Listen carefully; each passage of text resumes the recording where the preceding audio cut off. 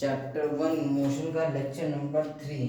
तो पिछले लेक्चर में हमने डेरिवेशन कवर कर लिया था। डेरिवेशन जो हमारी तीनों इक्वेशंस का था, इस लेक्चर में हमें ग्राफिकल रिप्रेजेंटेशन और ग्राफिकल मेथड से डेरिवेशन कैसे करा जाता है ये बताएंगे हम, ठीक है। और हो सकेगा तो क्वेश्चंस भी हो जाएंगे। तो स्टार्ट करते हैं। तो आज हमें ग्राफ पढ़ने हैं। क्या पढ़ने हैं? ग्राफ।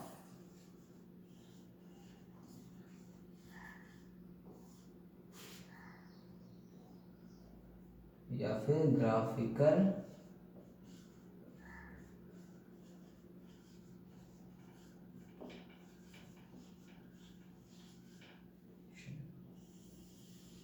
ग्राफ पढ़ना दो चीज़ों जरूरी है। ग्राफ पढ़ना दो चीज़ के लिए इम्पोर्टेंट है। पहली चीज़ जो हमारी मोशन की इक्वेशन है उनका डेरिवेशन करने के लिए, और दूसरा जो हमारे आते हैं न्यूमेरिकल। इन दो चीज़ों के लिए ग्राफिकल रिप्रेजेंटेशन कराया भी जाता है और ये समझना भी जरूरी ही है, क्योंकि कब तक ऐसे रटी रटाई चीज़ों पे ही करोगे। क्योंकि टेक्निकल सब्जेक्ट टेक्निकल चीज़ें भी होनी ज़रूरी हैं और होती भी हैं, बट समझ नहीं पाते।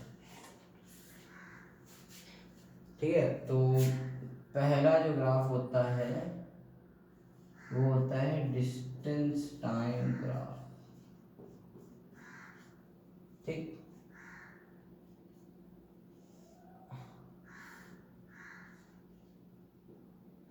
डिस्टेंस टाइम ग्राफ में डिस्टेंस जो होती है वो वाई एक्सिस पे होती है, और ये ध्यान रखना कि हमेशा टाइम ही रहेगा एक्स एक्सिस पे।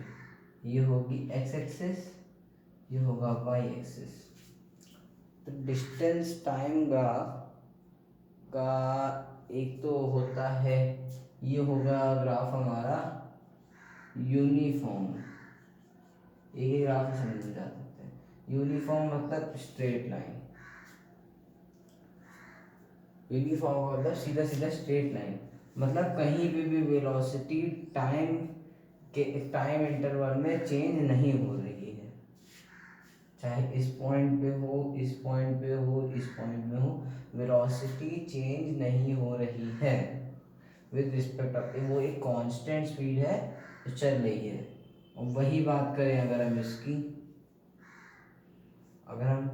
इसकी बात करें तो क्या हो रहा है इसमें वेलोसिटी टाइम के रिस्पेक्ट में चेंज हो रही है। तो ये क्या हो गया? ये हो गया नॉन यूनिफॉर्म, और ये हो गया यूनिफॉर्म। ठीक है। तो यही चीज होती है। और ये ध्यान रखना कि डिस्टेंस वर्सेस टाइम ग्राफ का जो स्लोप होता है वो पता है क्या देता है? डिस्टेंस टाइम ग्राफ का स्लोप जो देगा वो देगा स्पीड। तो यहां से हम क्या निकाल सकते हैं? यूनिफॉर्म स्पीड और non uniform speed. Non uniform speed, और अगर में यूनिफॉर्म नॉन यूनिफॉर्म स्पीड पता भी चल जाएंगी तो हम उसे एवरेज स्पीड अपने आप निकाल लेंगे। पहला ग्राफ तो ये हो गया।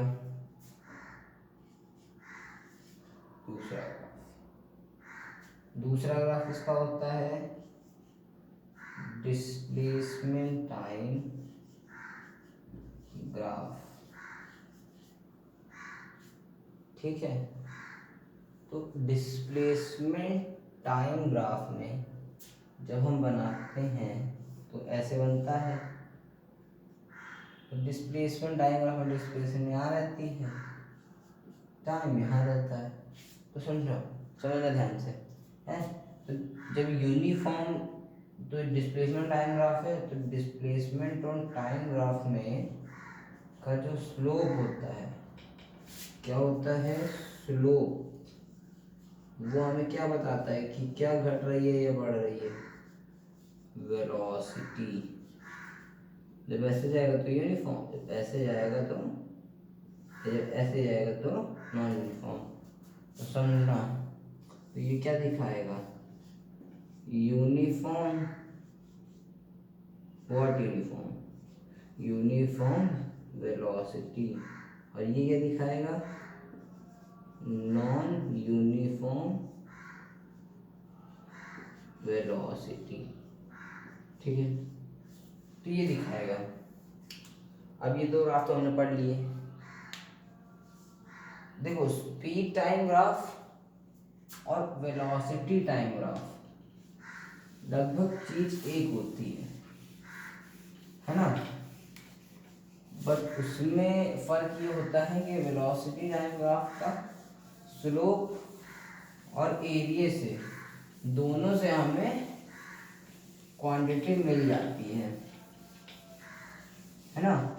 तो अब हम पढ़ते हैं कौन सा ग्राफ, एक्सीलरेशन टाइम ग्राफ होता तो है, लेकिन उससे क्या ही दिखाएगा। अब देखो, अब एक इम्पॉर्टेंट ग्राफ आया हमारा, वेलोसिटी वर्सेस टाइम और ग्राफ। वेलोसिटी टाइम ग्राफ दिखाता है, इसी ग्राफ बना हमारा, तो ये ध्यान रखना, v जो हमारा रहेगा वो x एक्सिस पे, सॉरी y एक्सिस पे रहेगा, ठीक है, और t रहेगा, वो रहेगा x एक्सिस पे, ठीक है। तो ये जब ऐसे यूनिफॉर्म जाएगा, ठीक है, तो ये दिखाता है यूनिफॉर्म एक्सीलरेशन, और बाय चांस ये ऐसे जाएगा तो ये दिखाएगा रिटार्डेशन, क्योंकि टाइम के रिस्पेक्ट, मतलब टाइम तो बढ़ ही रहा है, बट क्या हो रही है, वेलोसिटी कम हो रही है, तो रिटार्डेशन हो रहा है, ठीक है। तो बस ये डिफरेंस है उसमें, रिटार्डेशन और एक्सीलरेशन में, कि रिटार्डेशन के टाइम पे वेलोसिटी घटती चली जाती है, और एक्सीलरेशन के टाइम पे वेलोसिटी बढ़ती चली जाती है, ठीक है। तो अब ये है, अब क्या होता है, वेलोसिटी वर्सेस टाइम ग्राफ का स्लोप क्या होता है, एक्सेलरेशन, इसको हिंदी में पता है क्या बोलते हैं, त्वरण।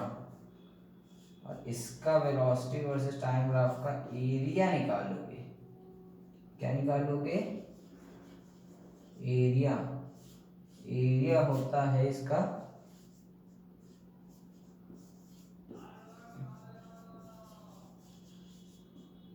डिस्प्लेसमेंट। तो यही कुछ ग्राफ थे।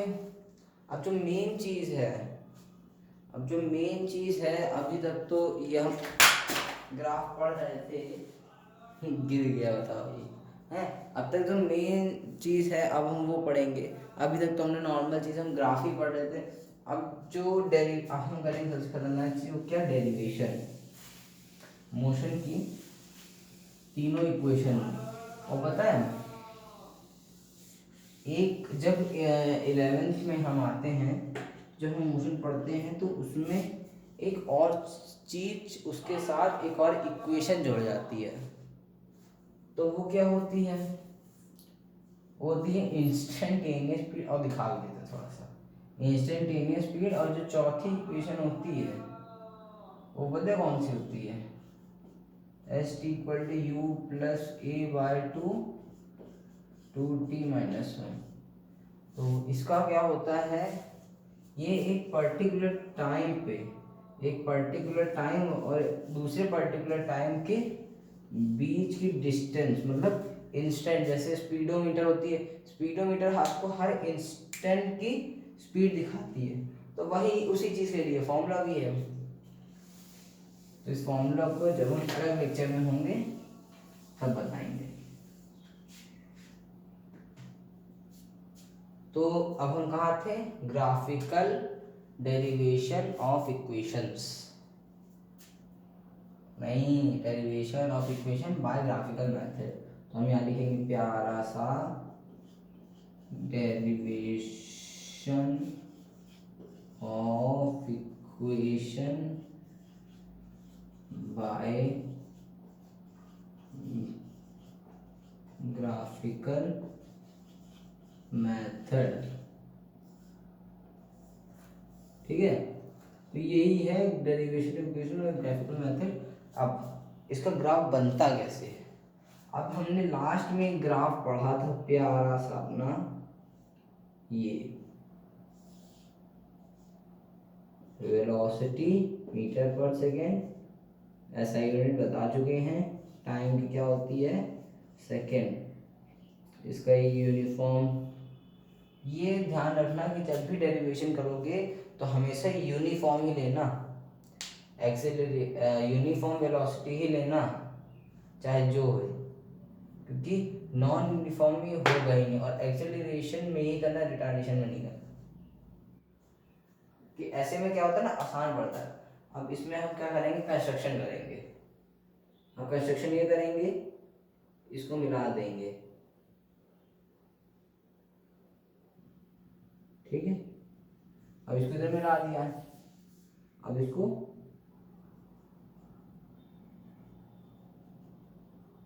इधर मिला दिया। अब ये हमारा एक ट्रायंगल और एक रेक्टेंगल बनके तैयार हो गया। अब देखो क्या हुआ, अब हमने इसको दे दिया O, इसको दे दिया A, इसको दे दिया B, इसको दे दिया C, इसको दे दिया D। ठीक है, अब जो हमारी ये वेलोसिटी है तो हमने इसको दे दिया इनिशियल वेलोसिटी, हमने इस पूरे को दे दिया फाइनल वेलोसिटी। ये u है, ये v है, और जब ये y एक्सिस पे है तो हम इसको क्या दे सकते हैं? t दे सकते हैं, तो हमने इसको t दे दिया। अब CD और OA थोड़ा फिगर में नहीं आना, लेकिन इक्वल होता है। ठीक है, तो यहाँ भी हमारी क्या होगी? Initial velocity. ठीक है, तो ये है पहली इक्वेशन। जब हम देखेंगे पहली इक्वेशन हम जानते हैं कि v equal to U plus 80। ठीक, तो देखो v is equal to U plus 80 होता है। अब v is equal to U plus 80 को हम कैसे करेंगे? तो हमने एक चीज़ देखी, हमने एक लाइन देखी, इसमें बी डी को क्या लिख सकते हैं? B C plus C D लिख सकते हो। तो बी डी हो गया v, सी डी हो गया u प्लस बी सी। अब यहाँ पे फंस गया, v आ गया, u आ गया, 80 तो आया ही नहीं। तो उस 80 को निकालने के लिए हम क्या करेंगे? उस 80 को निकालने के लिए हम दिमाग लगाएंगे। हमने अभी एक चीज़ बताई थी कि स्लोप ऑफ ग्राफ, एक फॉर्म, स्लोप ऑफ ग्राफ का एक फॉर्मूला होता है क्या? कि height of graph, height upon base, height upon base.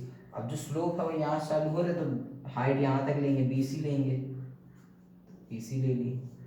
ठीक है, अब स्लोप ऑफ ग्राफ हमने बताया था कि वेलोसिटी टाइम, ये कौन सा ग्राफ है? वेलोसिटी टाइम ग्राफ का स्लोप है, तो वेलोसिटी टाइम ग्राफ का स्लोप देता है हमें एक्सेलरेशन।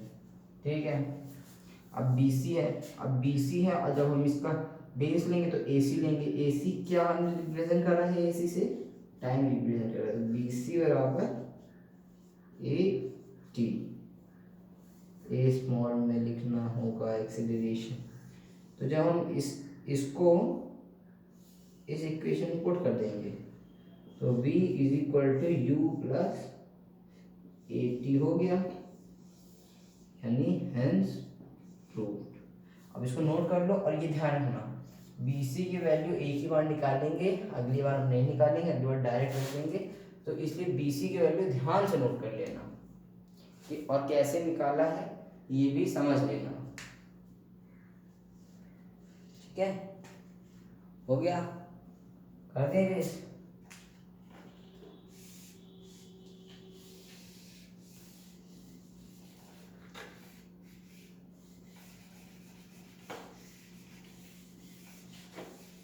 ठीक है, चलो अब ये हो गया। अब ये हो गया, अब हम जब आते हैं अपनी सेकेंड वाली इक्वेशन पे। सेकेंड वाली इक्वेशन पे क्या होता है, S is equal to U T plus half E T square. ठीक, अब इसमें क्या है कि भी अब इसमें हमें निकालना है, इसको निकालेंगे, कैसे निकालेंगे सोचो पहले। ठीक है, तो अगर सोच लिया, एक बार ट्राई भी कर लो, कर लिया, पॉज करके ट्राई कर लो, मैं तो सॉल्यूशन करता हूँ। जब आ जाए बहुत अच्छी बात है, नहीं आए तो देख लेना कैसे करा गया। अब देखो, इसको करने से पहले हम करेंगे यहाँ पे एरिया ऑफ स्लोप। अब इस पूरे स्लोप को निकालना है तो हम ऐसे निकालेंगे, एरिया ऑफ ट्रेपेजियम नहीं, direct area of triangle plus area of rectangle. Rectangle को छोड़ो, ऐसे लिख लो, rectangle O A C D, triangle A B C. ठीक है, तो एरिया ऑफ स्लोप, मैंने बताया था कि वेलोसिटी टाइम ग्राफ का स्लोप का जो स्लोप होता है उसको जब हम निकालते हैं तो एक्सीलरेशन आता है, बट जब हम एरिया ऑफ स्लोप निकालते हैं तो वो आता है डिस्प्लेसमेंट। डिस्प्लेसमेंट को कैसे डिनोट करते हैं, ऐसे डिनोट करते हैं। तो एस इज इक्वल टू, ये क्या राइट एंगल ट्रायंगल है, राइट एंगल ट्रायंगल है, तो half into base into height. Base क्या है इसका, A C, half into base into height. यहाँ पे लिख ले area of triangle A B C equal to half into base into height. तो 1/2 इंटू बेस क्या है इसका, ए सी है, इंटू हाइट कितनी है, बी सी है। ठीक है, तो अब ए सी को हमने क्या करा, टी करा, बी सी को हमने पता नहीं है, ठीक है, प्लस करा हमने। अब इसका क्या होगा, एरिया ऑफ रेक्टेंगल, यहाँ पे हमने जैसे लिखा area of rectangle, area of rectangle O A C D, तो हुआ लेंथ इंटू ब्रेथ। अब इसके हिसाब से लेंथ क्या है इसकी, सी डी है लंबाई, चौड़ाई क्या है, ओ डी है, C D into O D हो गया। ठीक है, C D into O D लिखने की जरूरत है नहीं, ठीक है, C D into O D ना लिखो, C D into O D हमने यहाँ तक लिख लिया। अब इसके आगे का हम डायरेक्ट कर दे रहे हैं, सी डी क्या है यू, ओ डी क्या है टी। तो अभी क्या बना हमारा, S is equal to U T plus half T B C. अब एक चीज याद होगी कि हमने पिछले वाले में निकाला था बी सी की वैल्यू 80 निकाली थी हमने from the first equation of motion, that was nothing is be V is equal to U plus 80। तो हम 80 पुट कर देंगे, S is equal to U T plus half T into 80। तो यहाँ क्या हुआ, S is equal to U T plus half 80 square. ठीक है, तो अब ये वाली हमारी बहुत आसान थी, मतलब कुछ नहीं करना था, area of triangle A B C और area of rectangle O A C D, बस इतना ही करना था, इससे तो कुछ था ही नहीं, इसमें ज़्यादा मेहनत नहीं लगी, आसान है। देखो मुश्किल मुश्किल कह के डरा रहे थे तुम लोग को, कितना आसान है। ठीक है, तो अब ये हो गया है, ये हो गया है। हाँ, अब किसी को नोट करना है, कर लो नोट, थोड़ा सा टाइम देते हैं, नोट कर लो।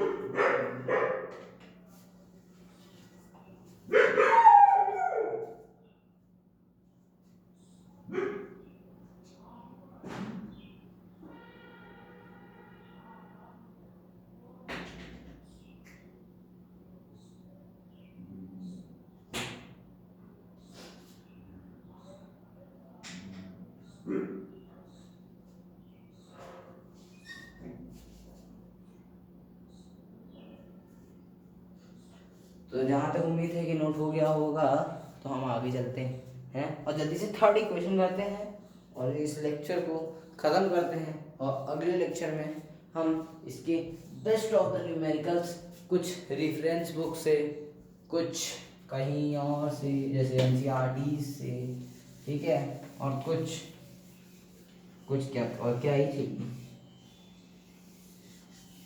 वीडियोस सब लगवा रहे हैं। देखो ट्राई करो NCERTs लगाओ। मैं NCERTs का चलो अगले लेक्चर में तुम लोगों को सॉल्यूशन दे दूँगा। NCERTs लगाओ, मैं दे दूँगा सॉल्यूशन। ये मेरा एक नोट नंबर है, कांटेक्ट नंबर, नोट कर लेना, वो मैं लास्ट में दे दूँगा और डिस्क्रिप्शन में भी दे दूँगा। किसी भी चीज़ के लिए डाउट हो तो उसमें कॉल कर लो, मैसेज कर लो। ऑफलाइन क्लासेस भी अवेलेबल है यहाँ पे, तो ऑफलाइन क्लासेस भी ले सकते हो, ठीक है। तो अब स्टार्ट करते हैं थर्ड इक्वेशन। थर्ड को कैसे लिखेंगे, ऐसे लिखेंगे। थर्ड इक्वेशन हमारी कौन सी है, सब जानते हैं, प्लस की बोलो चिल्ला के भी इसको equal to U square plus 2as। तो V square equal to U square plus 2as। अब ध्यान, अब एक चीज चलो करी है क्या कि अब फिर हम निकाल लेंगे एरिया ऑफ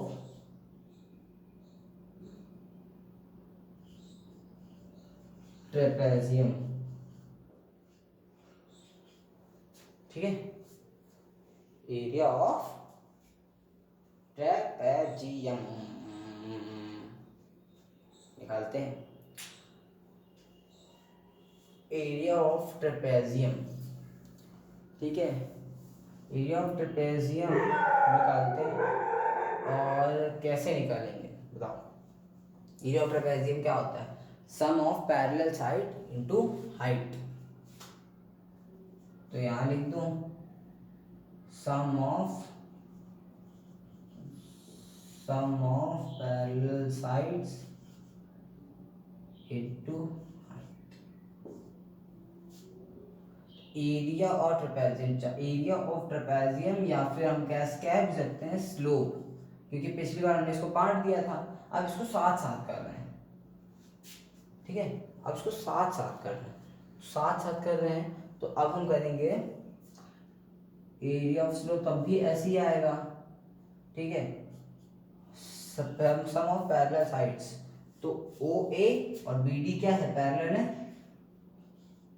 पैरेलल साइड्स वैसे बताने की जरूरत नहीं है, लेकिन बता देते हैं। पैरेलल साइड्स वैसी साइड्स होती हैं जो साथ में तो चले लेकिन कभी भी एक दूसरे को टच ना कर पाए। जैसे रेल की पटरी हो गई, पूरे टाइम चलती रहती है साथ में, लेकिन कभी भी एक दूसरे को टच नहीं कर पाती। मतलब ऐसे सिकुड़, ठंडी ठंडी का तो सीन अलग है कि सिकुड़ जाती है, ये होता है, लेकिन वो कभी भी ऐसे नहीं होती कि टच हो जाए एक दूसरे से। हमेशा ऐसे रहेगी, बहुत ज़्यादा सिकुड़ जाएगी तो ऐसे, ये तो कभी भी टच नहीं करेगी, ठीक है। तो ये है। अब OA और BD, ठीक है, OA प्लस BD, ठीक है, इतना हो गया है sum of parallel sides into height. अब यहाँ पे हमारी हाइट क्या है, हाइट है T है, सॉरी, अब इसको ऐसे करा गया है ना, अगर इसको ऐसे रखेंगे तो पैरेलल साइड्स तो ये हो गई, हाइट ये T होगी, तो AC कर दो, ठीक। तो S equal to V plus, sorry, OA क्या है, OA V नहीं है, OA क्या है, U है, प्लस V इंटू AC क्या है, T है। अब यहाँ पे फंस गई चीज, S is equal to U plus V into T आया है, कोई बात नहीं, हम इसको आगे भी कर देंगे। अब हमें एक फॉर्मूला पता है, acceleration equal to change in velocity upon time taken, तो हम इसको इधर भेज देंगे और यहाँ पे लिख सकते हैं T equal to change in velocity upon acceleration. हो गया आसान।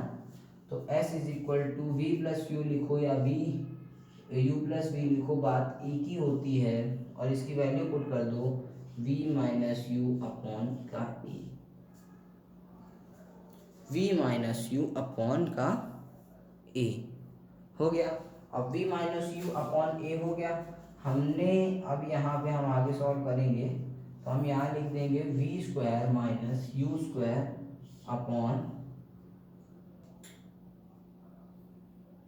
कुछ गलत हुआ है, sorry sorry sorry sorry sorry sorry, यहाँ पे हाफ होगा, half sum of parallel sides into height, यहाँ पे 1/2 होगा, यहाँ पे 1/2 होगा, यहाँ पे 1/2 होगा।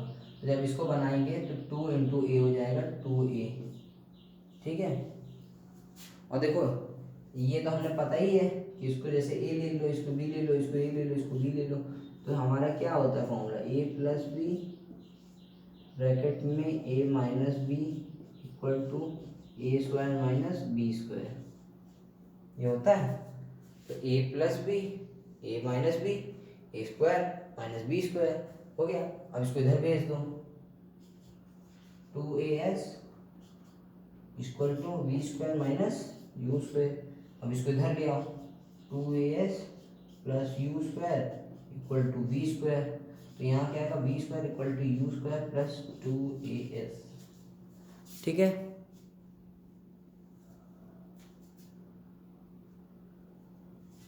मेरे हिसाब से यहाँ पे शायद दिख नहीं रहा है, तो यहाँ तक इसको इरेज कर दो, थोड़ी सी जगह बना के। अब यहाँ पे क्या लिखा है, अब यहाँ पे लिखो 2as plus U square equal to V square, तो यहाँ पे लिख देंगे V square equal to U square plus 2as। इसी तरीके से हमारी ये भी प्रूफ हो गई कितनी आसानी से। बट ये बस ये दो चीज़ ध्यान रखना, पहली इक्वेशन तो कर ही लेंगे, एक लाइन ही से करनी है, और बीसी के ऐसे निकाल, बस स्लोप ध्यान रखना, स्लोप ध्यान रखना। और दूसरी और तीसरी इक्वेशन में ये ध्यान रखना कि एरिया ऑफ स्लोप निकालना है, तो एरिया ऑफ स्लोप को दूसरी इक्वेशन में बांट दिया गया है, एक एरिया ऑफ ट्रायंगल और एरिया ऑफ रेक्टेंगल में, और दूसरे वाले में पूरा का पूरा स्लोप का एरिया